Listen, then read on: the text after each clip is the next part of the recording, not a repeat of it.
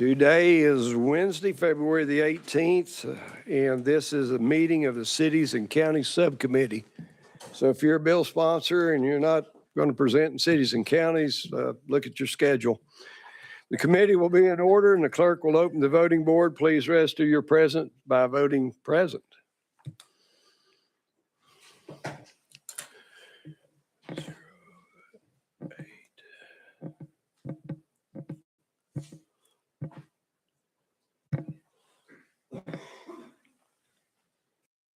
Madam Clerk, take the roll.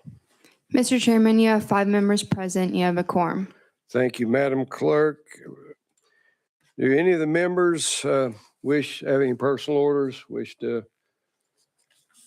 introduce any guests? Seeing none, we'll go ahead and take up today's calendar. We seem kind of disorganized. We had a committee right next door that ended at the time this committee was going to start.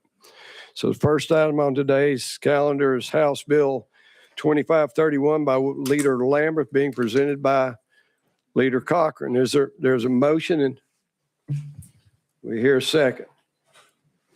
Second. We have a motion and a second. Thank you. Leader Cochran, you are recognized on House Bill 2531. Thank you, Chairman. I got off to a rocky start there. Thanks. I appreciate it. Hey, so for a number of years, since 2019, the General Assembly has been awarding volunteer firefighter equipment grants and the training grants. 2022, the Department of Commerce and Insurance started issuing those grants to rescue squads as well. We've just never actually officially codified rescue squads in this whole grant process. This is what that does. Thank you, sponsor. Does any member have a question? Members, to the sponsor, does this, Leader Cochran? Yes, sir. Does this bill provide that the money left at the end of the fiscal year go back to the general fund or roll into this program for the next years? Chairman, I'll be honest with you. I would have to double check that to see if it is, if it stays in that pot. I would imagine that it does. I'm 99% sure that it does because we've allocated it for that. So yeah. Yep. Right. Representative Dixie, you're recognized. I'm sorry if I'm sounding repetitive, but my colleague was talking to me, so I might have missed the question. My question is, are there specific funds for this grant that's already set aside? Leader Cochran. Yes. So in 2019, we passed the Volunteer Firefighter Equipment and Training Grant Program. And so we've been, the funding for that program has slowly grown. It was pretty small at first, but now it's a pretty substantial program. And so for about the last 3 years, we've actually been funding rescue squads already out of that same fund. The department already considered them qualified. This is just putting it in code that we're specifically mentioning the rescue squads. But yes, we already in our budget each year allocate funds to that. Representative Dixie. Do we, I guess along your lines, do we use all that money? And can you tell me what that dollar amount is this past year? Leader Cochran, and it does roll over. It's in the bill. Thank you. Okay. Yes, I was almost positive that it did. I do not have a total amount of that, but I can get that to you. I can send that to your office. Representative Dixie. That's it. Thank you, Chairman. Mm-hmm. Members, any other questions or comment? Seeing none, is there objection to the question? Hearing none, we're voting on House Bill 2531. Madam Clerk, open the voting board, please.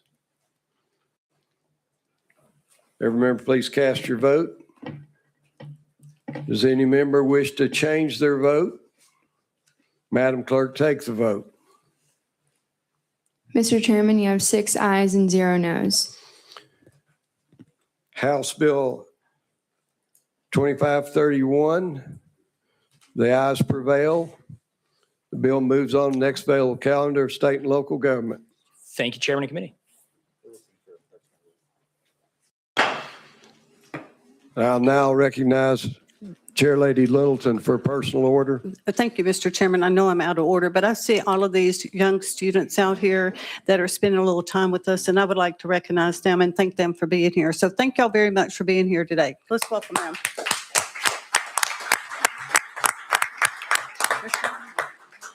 Next item on the calendar is House Bill 2031 by Chairman Faison. There's been a request to roll this to the next available calendar. Is there objection? Hearing no objection, House Bill 2031 is rolled to the next available calendar. Item number 3 is House Bill 1176 by Chairman Williams.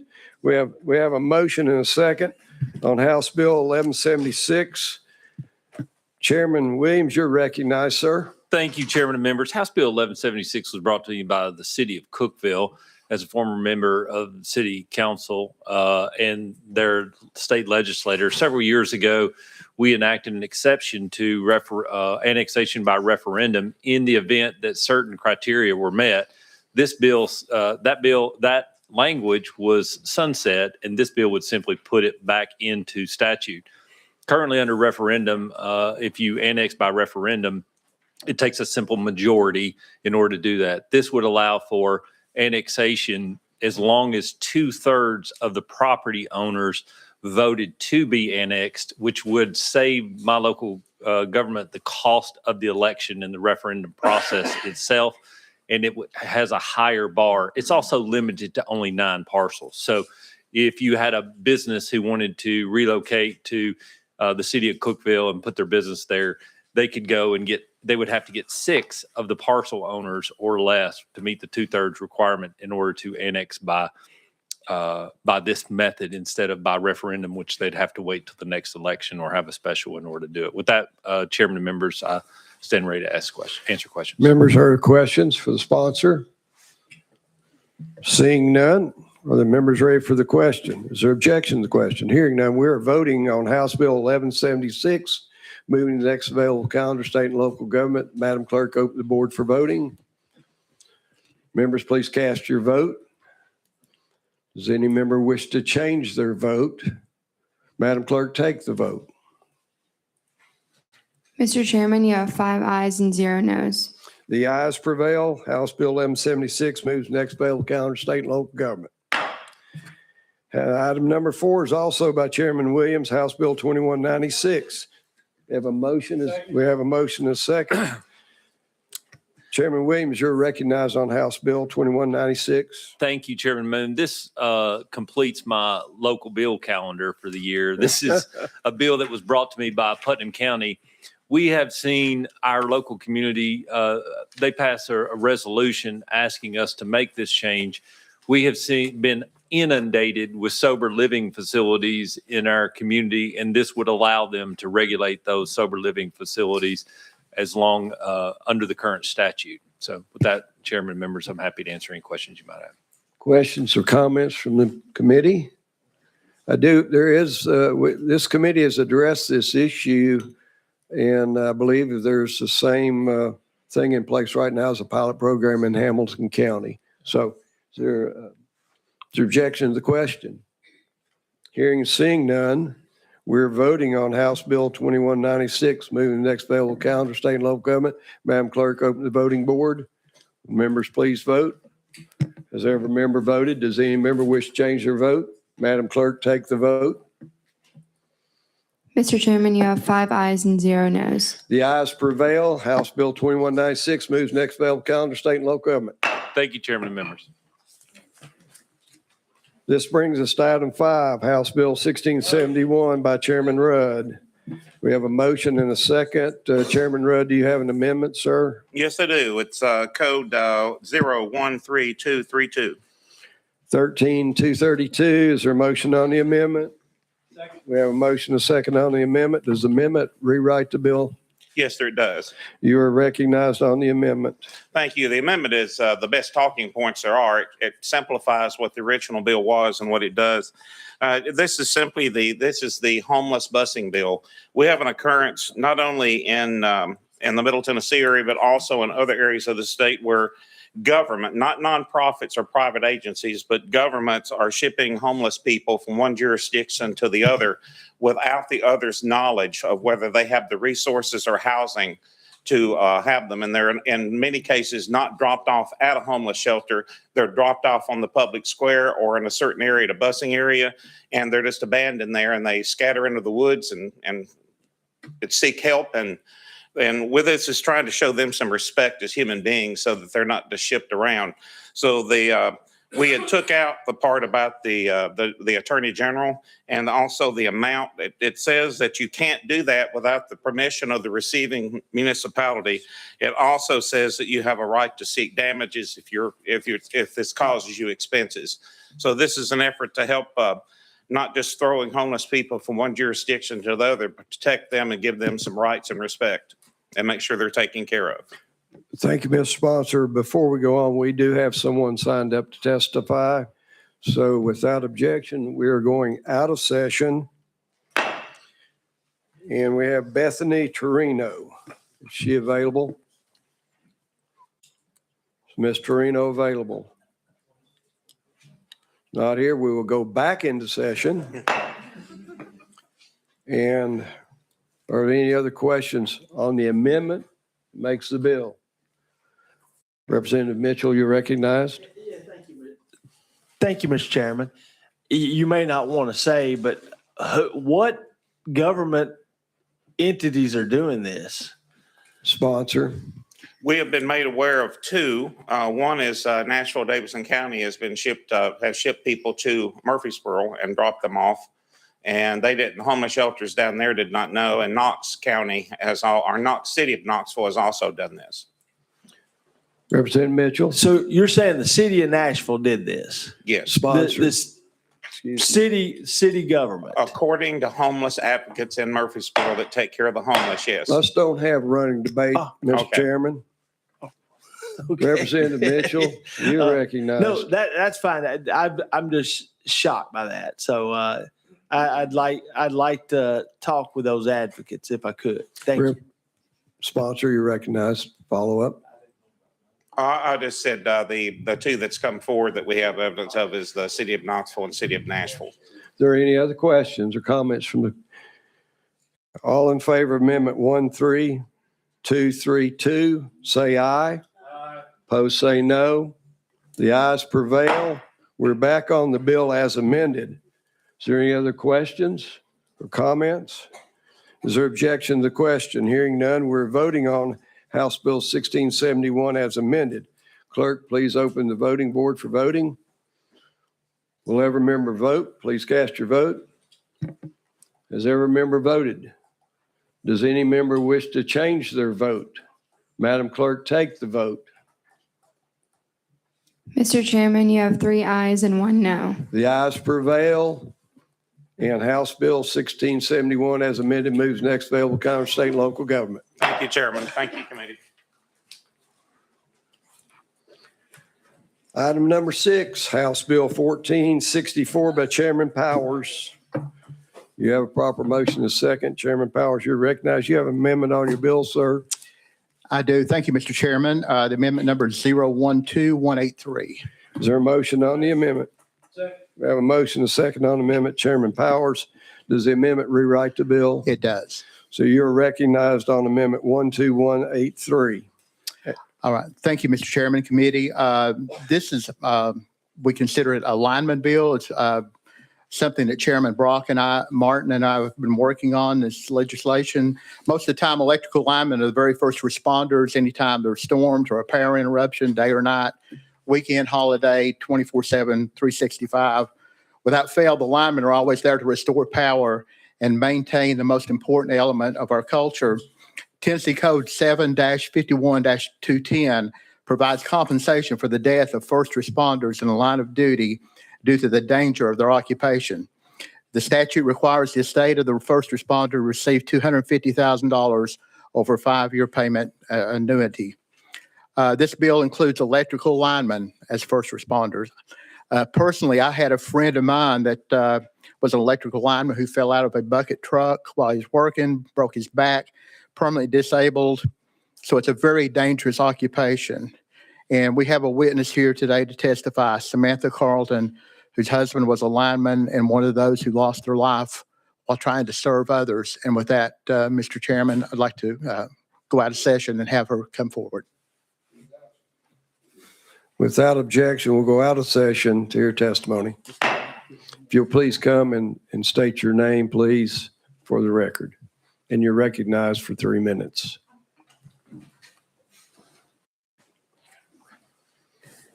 My name is Samantha Carlton. Chairman and members of the committee, thank you for allowing me to speak today. My name is Samantha Carlton, and I'm here as a wife, a mother, and the woman who kissed Chance goodbye the last time he walked out of our door.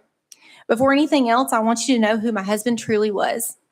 Chance loved the Lord with his whole heart. His faith was not something that he spoke about only on Sundays, but it guided how he lived every single day. He served the Lord faithfully, and he led our family the same way. He prayed over our home, he prayed over me, and he prayed over our daughters. Our babies will forever remember their nightly prayer routine that their dad has instilled in them in their lives from the very beginning. No matter how long his day had been, no matter how tired he was, he knelt beside their beds and he prayed with them. That was the kind of man that he was. Chance was not just a lineman. He was a husband who never left without saying, "I love you." And he was the kind of dad who got down on the floor to play with his kids even when he was exhausted. When storms rolled in and most families ran inside to safety, Chance answered the call, left his family, and walked straight into danger. He did it without complaint because he believed in restoring power meant that restoring the comfort and safety and life to his community. The night we lost him, he was doing what he had done so many times before, working in the dark and dangerous conditions so that other families could have their electricity back on. He didn't see himself as a hero. He saw it as his job. But to our children, he was everything. And now when the power goes out and the wind howls, they don't just think about the storms. They think about the night that their daddy didn't come home. The empty boots by our door will never be filled again. There are birthdays, graduations, and ordinary evenings that will have an empty chair at the table that no one can replace. Our loss is permanent, and it's not something that we just move on from. Chance died serving the people of Tennessee last April. Under current law, linemen are not recognized as first responders. The danger does not wait for a declaration. The risks do not only exist when headlines are written and power outages make the news, as we have seen in the notable ice storms across our state this January. Linemen face high voltage, unpredictable weather, and life-threatening conditions every single day when they get in their trucks to maintain the infrastructure, not just when their electricity is notably out. They are sacrificing their safety every time they go to work, often clearing scenes of live hot wire to allow law enforcement, EMS, and fire to be able to respond safely. They should be recognized as first responders every day and not only when a state of emergency is declared. I'm not sitting here today for myself. I'm sitting here for the wives who may one day get the same knock at their doors, and for the families who could tragically find themselves in my shoes. In the last 8 years, Tennessee has lost 4 electrical linemen that I'm aware of. These men were from Carroll, Granger, Coffee counties, and right here in Nashville. You can make sure that when another family watches their linemen leave in the middle of a storm, that they know that when the unthinkable happens, that the state of Tennessee will recognize their service and stand behind their families. You can make sure that their sacrifice is not overlooked and that their loss is met with the dignity and support that it deserves. Chance believed in hard work, he believed in service, and he believed in taking care of his community. Today, I'm asking you to take care of the families who are left behind when that service costs them everything. Please pass this bill. Thank you for your time. Thank you, Ms. Carlton. Mhm. At this time, we'll go back into session. Is there objection to the question? We're voting. Would you like to question the sponsor? The sponsor. Just a clarification. Earlier, when you were speaking earlier, you said he became disabled. Does this cover, I guess, unless he passed, it was all one incident and then he just died? I was just wondering if someone had an accident and like say they broke their back or neck and they were unable to, or they became a paraplegic, does this impact them or help them at all? Chairman Powers. Thank you, Mr. Chairman. No, it would not. It's only in this particular bill is only as a result of their death. I was just talking about a friend of mine that had fallen and did become permanently disabled. So that would be something that would be outside the scope of this particular bill. All right, thank you. Representative Dixie. I apologize. I thought you were talking about the same thing. So thank you. Is there objection to the question on the amendment? Hearing none, all in favor of the amendment 12183 say aye. Opposed say no. The ayes prevail. We're back on the bill, House Bill 1464 as amended. Any other questions or comments? Hearing none, is there objection to the question? Hearing no objection, we are voting on House Bill 1464 as amended. Madam Clerk, open the voting board. Let every member please vote. Has every member cast their vote? Does any member wish to change their vote? Madam Clerk, take the vote. Mr. Chairman, you have 7 ayes and 0 noes. The ayes prevail. House Bill 1464 is amended, moves next available calendar, state and local government. Thank you, Mr. Chairman, committee.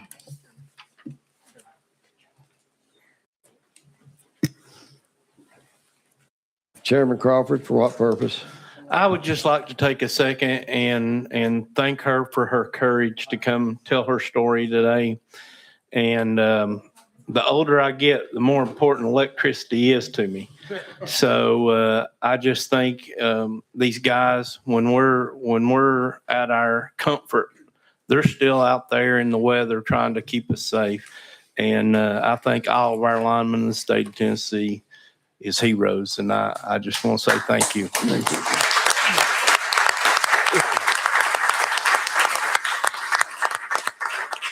Representative Mitchell, you're recognized. Yeah, and I just recommend, Representative Powers, if he ought to amend this to name this bill after this gentleman, and do that for the floor.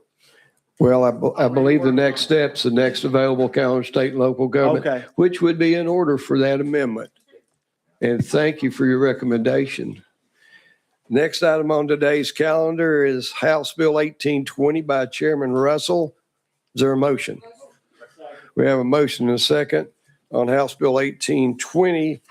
Chairman Russell do you have an amendment, sir? Thank you, Mr. Chairman. I do. It's 013473. We have a motion and a second on Amendment 13473. Chairman Russell, does this rewrite the bill? It does. All right, you're recognized on the amendment. Thank you, Mr. Chairman and committee. Members, we're fortunate to have approximately 378 constables in the state of Tennessee. My intent with House Bill 1820 is to make the office of constable more professional with 2 changes in state law. The first change will be require a person to have graduated from a Tennessee Peace Officer Standards and Training approved certified law enforcement academy if elected on or after January the 1st, 2029. Now, this would grandfather every constable in that's currently serving 1 complete term and is reelected to office of constable. But it's important to note that this bill would not require constables to be post-certified. They currently are not post-certified, and this will continue that practice. The second thing it will do is amend current law and fix a technicality issue with a law that was passed a couple years ago by a legislator that constables has to have a psychological evaluation. When the law was passed a couple years ago, the wording was different from the psychological evaluations that law enforcement officers are required to get. This bill would fix current law and make it the psychological evaluation the same as law enforcement officers. The law enforcement psychological evaluations are more relevant to constables. They're cheaper and more conveniently available. With that, I renew my motion. Thank you, Chairman Russell. Chairman Crawford, you're recognized on the amendment, sir. Thank you. Mr. Russell, I see that this has some mandatory fees that will be in there. It looks like $220,400 for every 4 years. This basically is we're requiring our locals to do this, but we're not sending any funding. This is an unfunded mandate. Chairman Russell. So the way I understand it, it is revenue producing, and the person that wants to run for constable will be the one that's paying it. Chairman Crawford, you're recognized. I am very appreciative of my constables. They do a great job. Matter of fact, we couldn't do it without them. Absolutely. They are super. And, but everyone I've ever talked to has to pay for everything, even the radios and these type of things out of their pocket. Now we're going to send them off to be certified, and they're going to have to pay that out of their pocket. Chairman Russell. No, this will not make them certified. In fact, every constable that's currently serving is grandfathered in, so they don't have to go to the academy. This just says if they're elected after January the 1st, 2029, that they would if they run for the first time. But if they're currently constables, they do not have to. Chairman Crawford. Thank you. That explains a lot, but every new elected official would have to do this as far as constables. Chairman Russell. That's true. And every field we get into, you want to make the field better. And this right here will allow like retired law enforcement eventually when they have to retire at 60 or 62, depending on if they're a road officer or administratively, they'll be able to retire and run for constable. And you'll get people that's got a basic understanding of law enforcement out there carrying a gun to be able to serve civil process and other things that constables do to make a little extra money.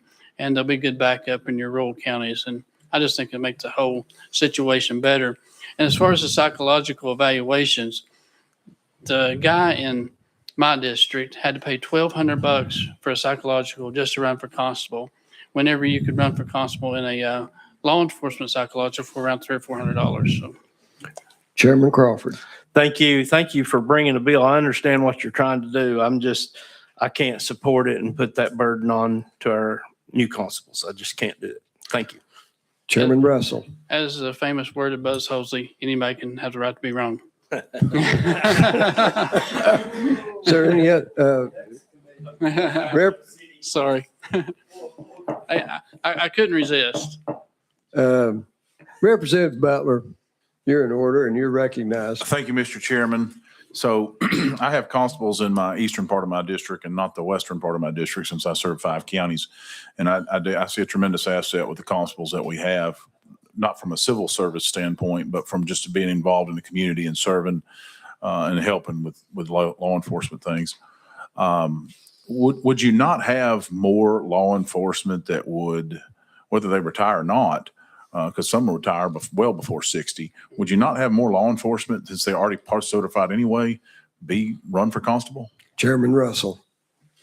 You would, and over time, you get more of a professional organization once you get into more certified officers that's got that background. And plus you get people that goes to the academy and they can't get a job in law enforcement and necessarily don't want to be a full-fledged police officer. And this would give them an opportunity to pick up some, it's not a lot of money, but to be able to serve warrants, have that basic understanding of what law enforcement are out there supposed to do, and there'll be good backup for your local law enforcement officers out there. Representative Butler.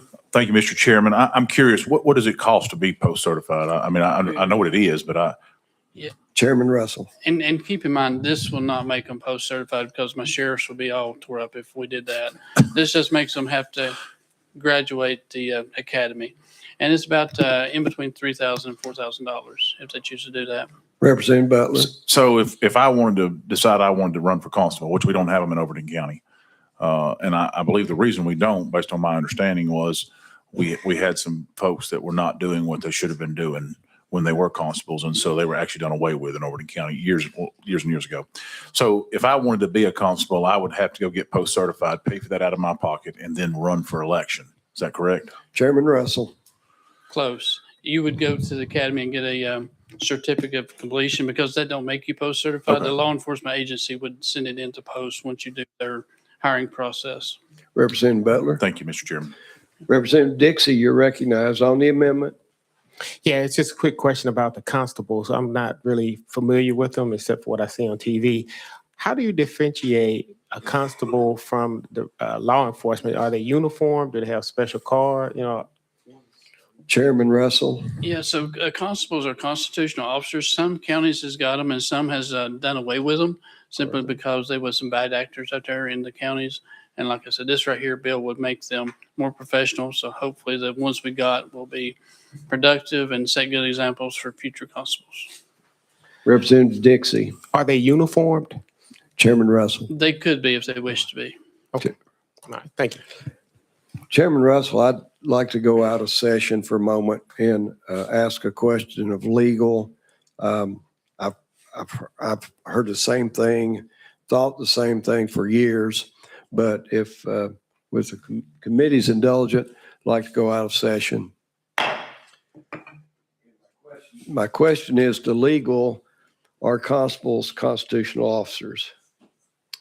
Thank you, Mr. Chairman. Josh Houston, Legal Services. No, the constables are not included in the county government constitutional officers. Those are the county legislative body, the county executive, sheriff, trustee, register, county clerk, and assessor of property. The constables have been abolished in, I don't know how many counties, but it's a fair number of counties where there aren't constables anymore. And that couldn't be done without a constitutional amendment, but it has been done by statutory change. So what your opinion is, constables were created by statute. That's correct. That's my understanding. And while we're out of session, I think the sponsor has a question for legal. Not necessarily a question, a statement. I guess I have the right to be wrong too once in a while, so. Well, Mr. Sponsor, I for years have thought the same identical thing. So I've had that right to be wrong. Is there any other questions for legal? Chair Lady Littleton? Thank you, Mr. Chairman. Are they allowed to be paid a salary from the counties? I don't believe that constables are paid a salary. They are paid by fee. So if they are serving a warrant, they get paid for that warrant. And that's the only pay that they will receive is by each job that they do. Chair Lady Littleton. Thank you, Mr. Chairman. So they do work for the Sheriff's Department, some to serve warrants, or is it a magistrate, or how does that work? Legal. They don't work for the sheriff. They are auxiliary to the Sheriff's Department in certain ways that they can help out with serving warrants and that sort of thing. Chairman Littleton. Thank you, Mr. Chairman. Chairman Russell. Just to clarify, I don't think a employee of the sheriff's office can serve as constable. I think that is a clear violation, but as a police department officer, you could.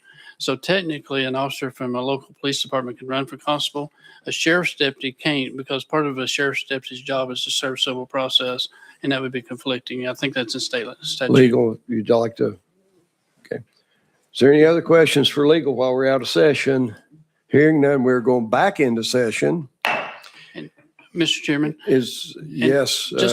Just to clarify, my neighbor was a constable, and he was retired, and he made I think it's like $15,000 a year, sometimes $18,000 serving these civil processes.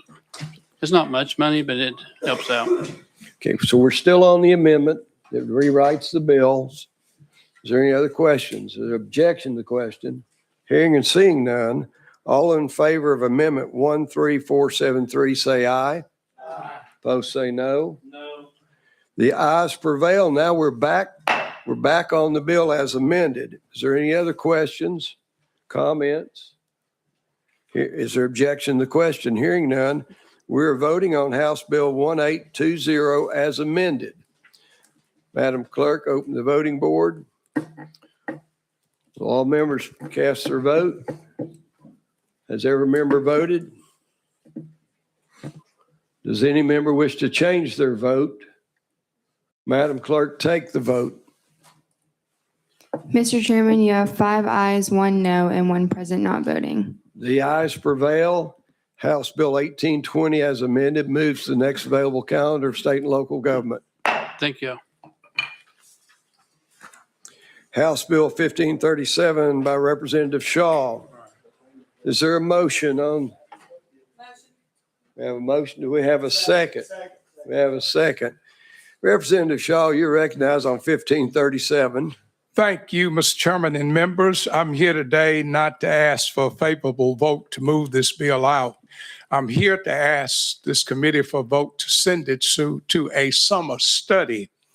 Reason being, my tax assessor, property assessor, has brought to my attention that there need to be some conversation among them about how to go forward with some of the way they assess taxes in our counties across the state of Tennessee.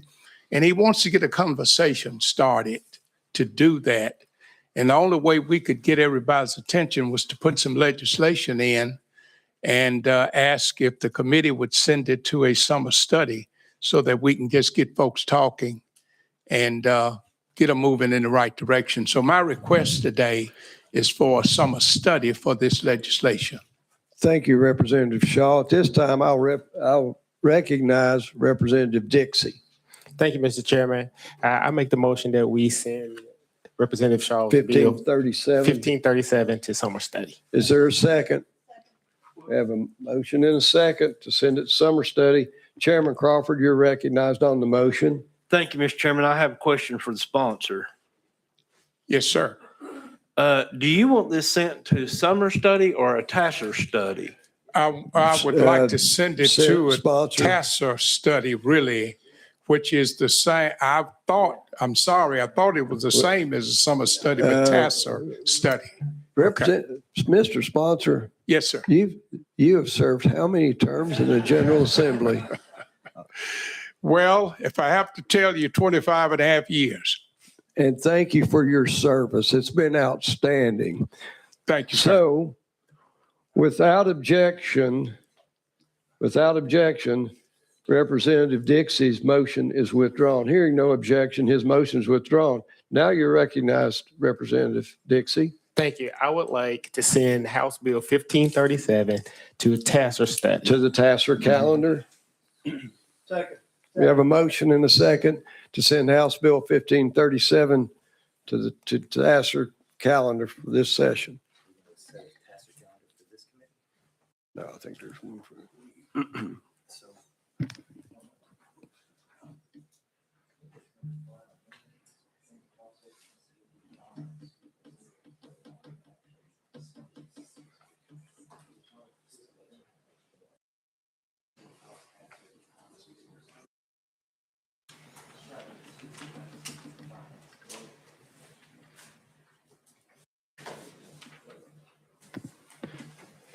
Thank you, sponsor. We will send this on to full committee, state and local government, at which time Chairman Crawford and the committee will dispose of this bill with the recommendation of this subcommittee that it be sent to finance to go on the TASER calendar. Okay. Is everyone sufficiently confused? Didn't mean to confuse this committee today.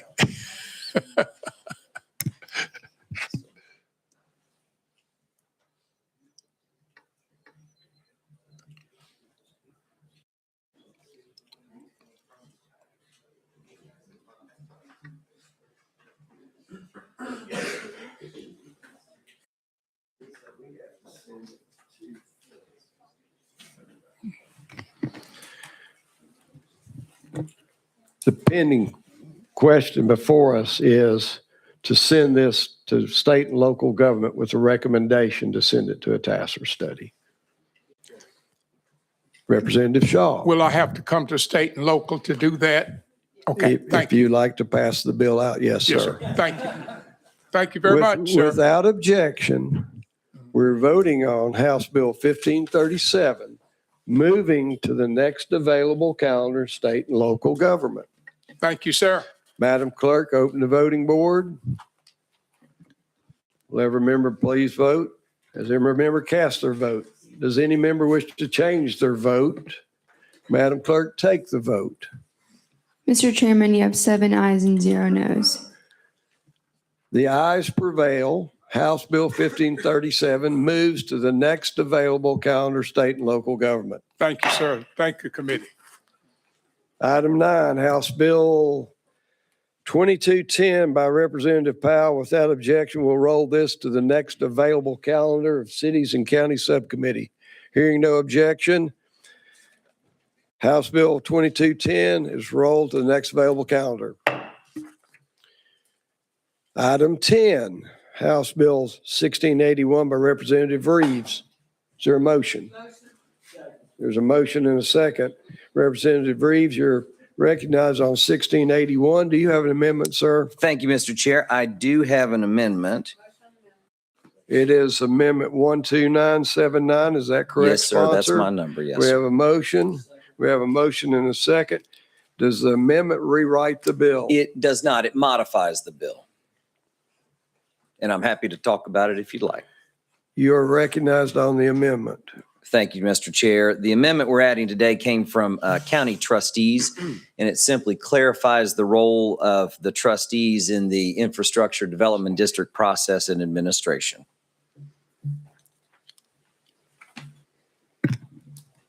Okay, you've heard the explanation of the amendment. Is there questions or comments on the amendment? Is there objection to the question? Hearing none, we are voting on Amendment 12979. All in favor say aye. Opposed say no. The ayes prevail. We're back on the bill 1681 as amended. You're recognized. Thank you, Mr. Chair. Members, this bill makes targeted clarifications to last year's Real Estate Infrastructure Development Act, which was sponsored by our friend Representative Burkhart. And that act created infrastructure development districts, which is a permissive tool allowing cities and counties to finance public infrastructure tied to real estate development through special assessments. And the tweaks that we're making to last year's bill, which is now Public Chapter 357, are as a result of cities excited to make use of the tool, but realizing that certain areas of the law needed clarification. And happy to dive into any of that if you would like. Members, you've heard the explanation. Are there questions or comments on the amendment? The bill as amended, excuse me. We do have a speaker signed up for this. She's available, I understand. So we're not going to go out of session to hear testimony.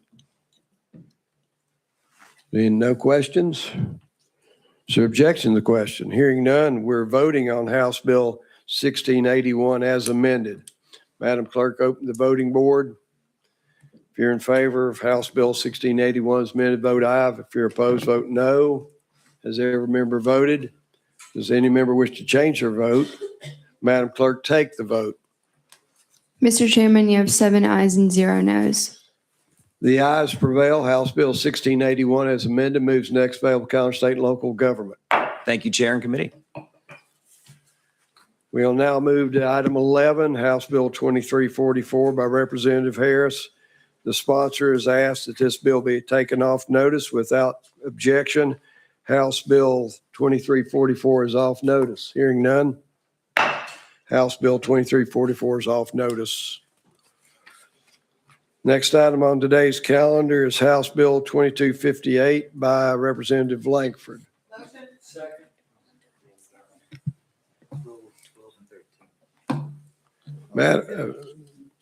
Representative, you are recognized on House Bill 2258.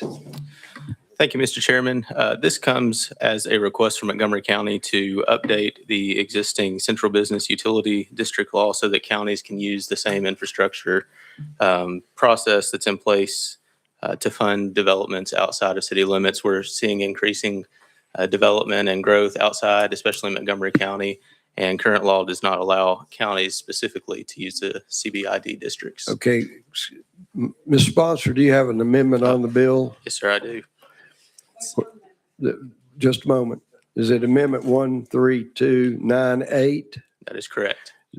Madam Chair Lady, you made a motion on the amendment. Is there a second?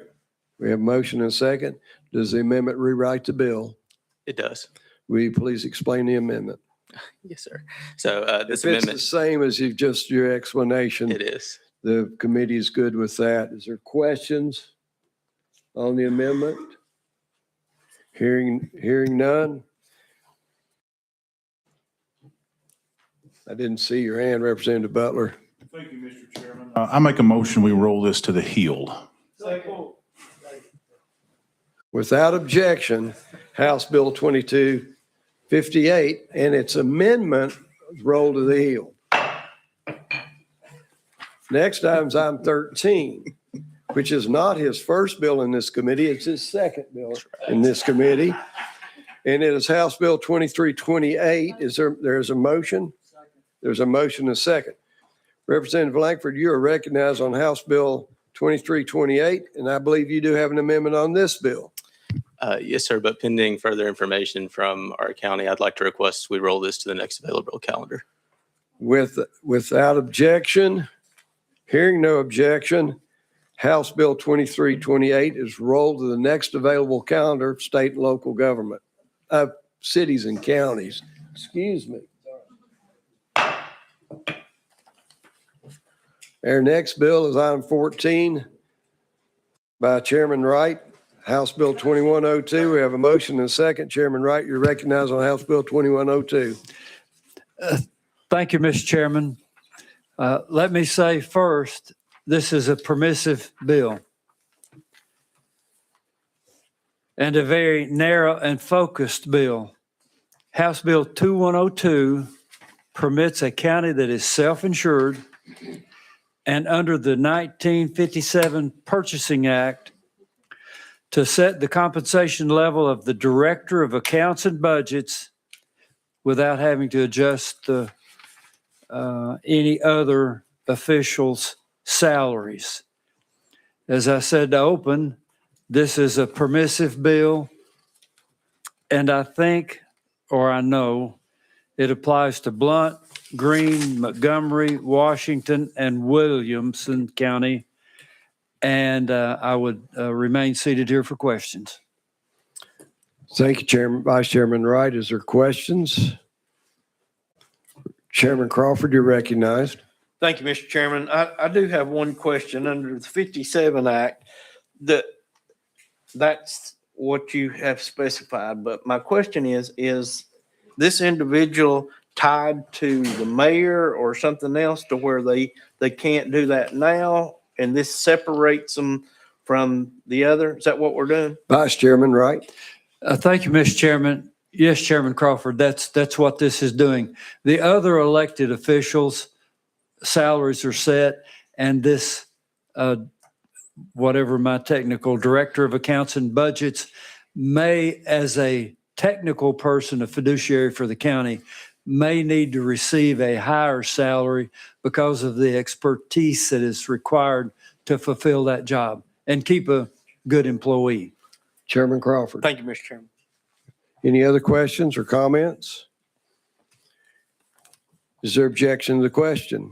Hearing, seeing none, we will be voting on House Bill 2102, moving to the next available county, state, and local government. Madam Clerk, open the voting board. Every member, please cast your vote. Does any member wish to change their vote? Madam Clerk, take the vote. Mr. Chairman, you have 6 ayes and 1 present not voting. The ayes prevail. House Bill 2102 moves to the next available county, state, and local government.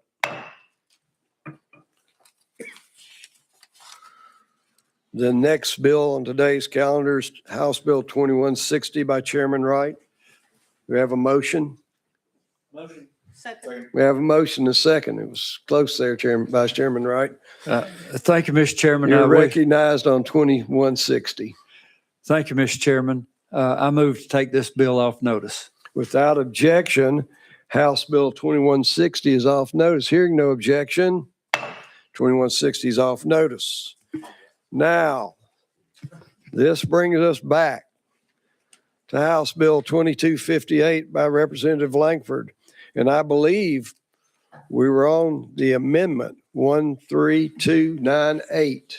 You're recognized on the amendment. Mr. Chairman, I have nothing else to add, but I'm glad to stand for questions. Do the members have questions? Representative Butler, you're recognized. Thank you, Mr. Chairman. Your amendment here references Tennessee Annotated Code Section 7-84-5038. Can you tell me what that says?